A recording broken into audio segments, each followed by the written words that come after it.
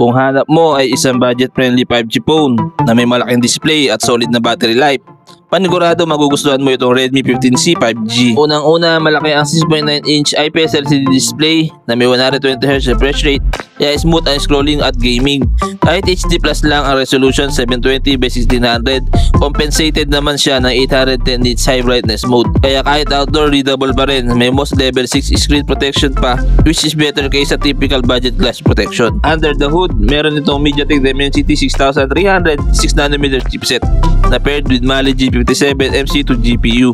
Hindi man ito flagship level, pero sapat para sa everyday tasks at casual gaming. Kasama pa ang HyperOS 2 based on Android 15 na bago at optimized, kaya fluid ang overall experience. May 4GB of RAM lang, pero may choice ka ng 128 or 256GB internal storage plus expandable via microSD. Para sa mga mahiling mag-save ng photos, videos at files, malaking plus ito. Sa camera department, may 50MP main camera with auxiliary lens at LED flash.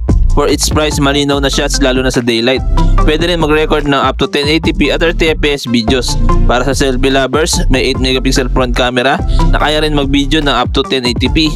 Sakto na para sa social media uploads at video calls. Isa sa pinakamalakas na feature nito ay ang 6000 mAh battery na panalo sa long-lasting usage. May 33W fast charging para hindi ka gaano matagal maghintay, at may 10W reverse wire charging na parang mini power bank feature. Kompleto din sa connectivity, 5G, Wi-Fi, Bluetooth 5.4, NFC, headphone jack, FM radio, OTG, and USB Type-C.